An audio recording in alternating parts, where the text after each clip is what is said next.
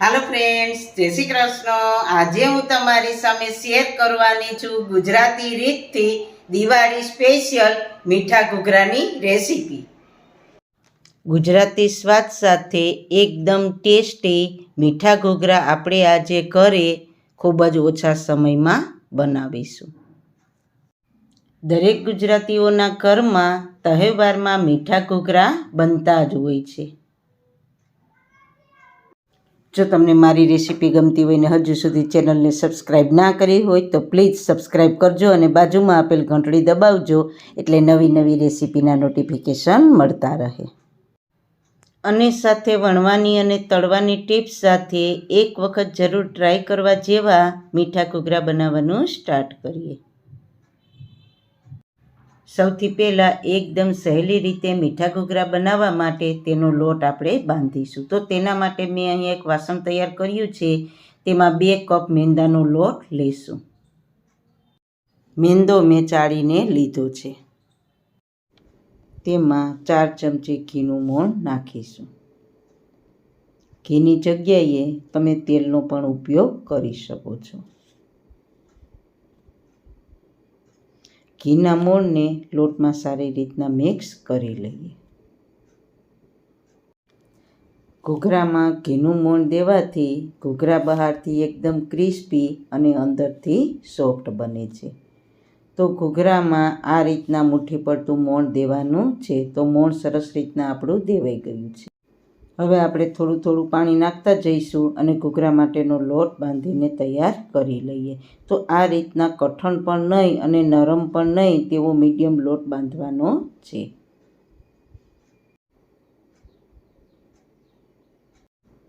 હવે આપણે લોટ ઉપર થોડું ઘી લગાવીને લોટને મસળી લઈએ।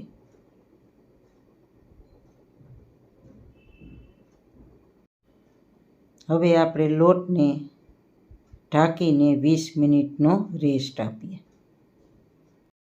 લોટ આપણો રેસ્ટ કરે છે ત્યાં આપણે ફટાફટ ઘૂઘરા માટેનું સ્ટફિંગ તૈયાર કરી લઈએ। તો કડાઈમાં 1 ટેબલસ્પૂન ઘી ગરમ મૂકીશું, તેમાં 1/4 કપ કાજુ નાખીશું, 1/4 કપ પિસ્તા નાખીશું, 1/4 કપ બદામ નાખીશું। બધા ડ્રાયફ્રૂટને મીડિયમ ગેસની ફ્લેમ ઉપર ઘીમાં સારી રીતના સાતળી લઈએ। ડ્રાયફ્રૂટની ક્વોન્ટિટી તમે તમારા સ્વાદ પ્રમાણે પ્લસ માઇનસ કરી શકો છો। જો તમારે ડ્રાયફ્રૂટ બિલકુલ ના નાખવા હોય તો તમારે રવાનું પ્રમાણ વધારી દેવાનું। 3 મિનિટ જેવું થઈ ગયું છે, ડ્રાયફ્રૂટ સરસ આપણા સતળાઈ ગયા છે। તો સાતળેલા ડ્રાયફ્રૂટનો ટેસ્ટ ઘૂઘરામાં બહુ સરસ આવે છે। ડ્રાયફ્રૂટ આપણા સરસ રીતના સતળાઈ ગયા છે, તો તેને આપણે પ્લેટમાં લઈ લઈશું અને ઠંડા થવા માટે રાખી દઈશું। ડ્રાયફ્રૂટ ઠંડા થઈ ગયા છે, તો તેને મિક્સરમાં અધકચરો પાવડર તૈયાર કરી લઈશું। આ રીતના મિક્સરને ચાલુ બંધ કરીશું।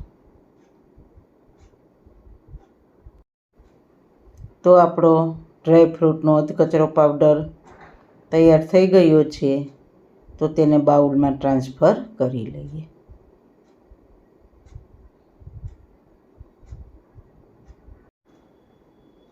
હવે ઘીવાળી કડાઈમાં આપણે અડધો કપ ઝીણો રવો શેકી લઈશું। જો તમારી પાસે આ રીતના ઝીણો રવો ન હોય તો જાડો રવો હોય તેને મિક્સરમાં ક્રશ કરીને ઝીણો તૈયાર કરી લેવો। હવે તેને ઘીમાં સારી રીતના લોટું મીડિયમ ગેસની ફ્લેમ ઉપર શેકી લઈએ। રવાને બરાબર શેકવાનો છે। ઘૂઘરાનો બધો જ ટેસ્ટ રવાના શેકવા પર હોય છે, એટલે રવાને બરાબર શેકવો। રવાને આપણે 5 મિનિટ જેવો શેક્યો છે। તમે જોઈ શકો છો રવાનો કલર ચેન્જ થઈ ગયો છે અને સુગંધ પણ સરસ આવવા લાગી છે। તો રવો ઘૂઘરા માટે પરફેક્ટ છે।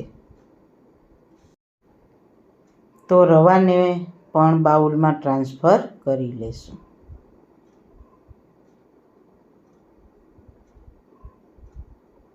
કડાઈમાં 2 ટેબલસ્પૂન સૂકેલા ટોપરાના છીણને શેકી લઈશું। ટોપરાનું છીણ લાઇટ ગોલ્ડન થઈ ગયું છે તો આપણે ગેસની ફ્લેમ બંધ કરી દઈશું. ટોપરાના છીણને બાઉલમાં ટ્રાન્સફર કરી લઈએ. હવે તે જ કઢાઈમાં 1 ચમચી ઘી નાખીને 150 ગ્રામ જેટલા માવાને શેકી લેશું.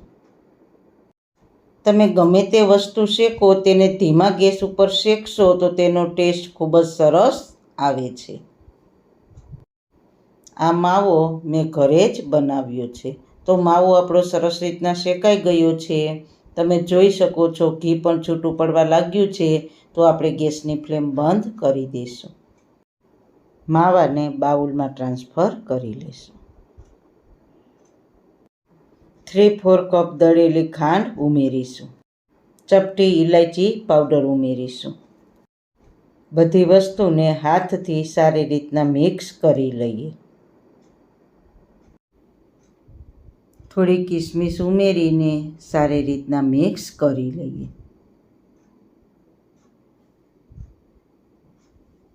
તો હવે ઘૂઘરા માટેનું સ્ટફિંગ તૈયાર થઈ ગયું છે.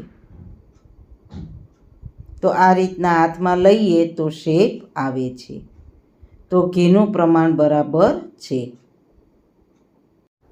20 મિનિટ થઈ ગઈ છે. લોટ આપણો સરસ સેટ થઈ ગયો છે. તો લોટને આપણે ઘીવાળો હાથ કરીને થોડોક મસળી લઈએ. લોટ સરસ રીતના મસળાઈ ગયો છે. હવે આપણે ઘૂઘરા માટે લુવા તૈયાર કરી લઈશું.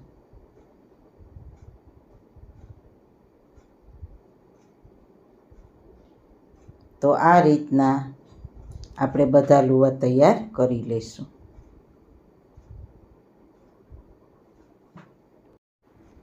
હવે તૈયાર લુવાને પાટલા અને વેલણની મદદથી મીડિયમ થિકનેસવાળી પૂરી વણી લઈએ. તો આ પૂરી પતલી પણ નહીં અને જાડી પણ નહીં તેવી મીડિયમ પૂરી વણવાની છે.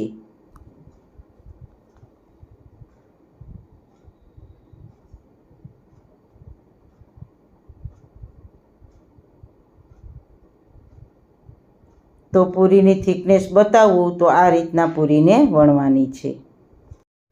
હવે વણેલી પૂરીની કોર્નર પર આ રીતના થોડુંક પાણી લગાડી દઈએ એટલે ઘૂઘરા એકદમ સારી રીતના સ્ટીક થઈ જાય અને તળતી વખતે જરા પણ ખુલે નહીં. હવે વચ્ચે આપણે 1.5 ચમચી જેટલું સ્ટફિંગ રાખી દઈએ.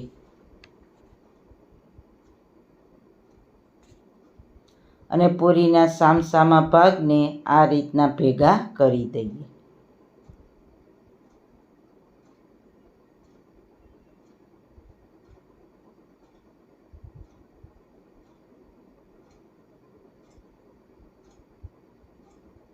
ને આ રીતના આંગળીથી પ્રેસ કરી દઈએ. કાંટા ચમચીથી ઘૂઘરાની કિનારી પર પ્રેસ કરી દઈએ.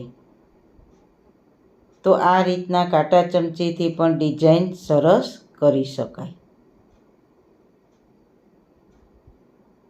તો આપણો ઘૂઘરો તૈયાર થઈ ગયો છે.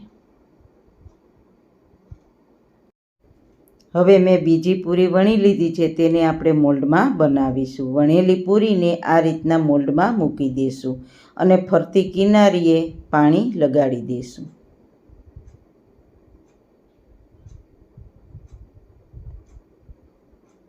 મોલ્ડમાં સ્ટફિંગ ભરી દઈશું.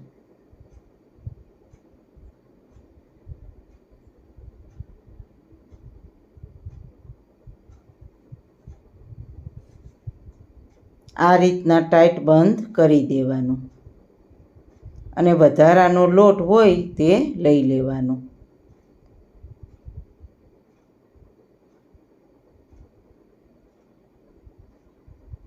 તો મોલ્ડમાં પણ તમે સહેલી રીતે ઘૂઘરા બનાવી શકો છો. ઘૂઘરા તૈયાર થઈ ગયા છે. તો ઘૂઘરાને તળવા માટે મેં પહેલાં તેલ ગરમ મૂકી દીધું છે. તો તેલને આપણે ચેક કરી લઈએ. ગરમ તેલમાં ઘૂઘરા તળીશું. તો ઘૂઘરાને તળવા માટે તેલ વધારે ગરમ કરવાનું નથી. મીડિયમ તેલ રાખવાનું છે અને ગેસની ફ્લેમ મીડિયમ ટુ લો રાખવાની છે. ઘૂઘરા જાતે ઉપર આવે પછી તેને જારા વડે સાઈડ ચેન્જ કરીશું અને તેને બંને બાજુ લાઇટ ગોલ્ડન થાય ત્યાં સુધી તળીશું. ઘૂઘરાને તળાતા 5 થી 6 મિનિટ જેવો સમય લાગે છે. તો ઘૂઘરા બંને સાઈડ લાઇટ ગોલ્ડન થઈ ગયા છે, તો તેને આપણે પ્લેટમાં લઈ લઈએ.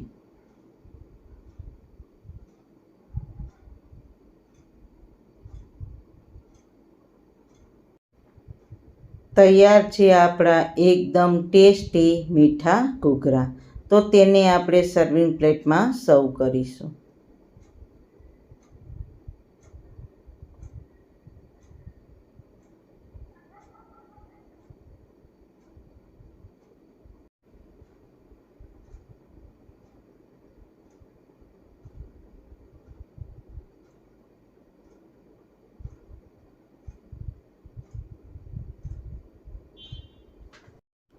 ઘૂઘરાને એક વખત બનાવીને 20 દિવસ સુધી સ્ટોર કરી શકાય તેવા ગુજરાતીઓના પ્રિય એવા મીઠા ઘૂઘરા ખાવા માટે તૈયાર છે. તો સારું ખાઓ, ખુશ રહો. આવી સરસ રેસીપી જોવા માટે તમારો ખૂબ ખૂબ આભાર.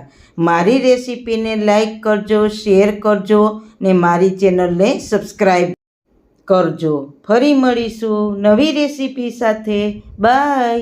જય શ્રી કૃષ્ણ.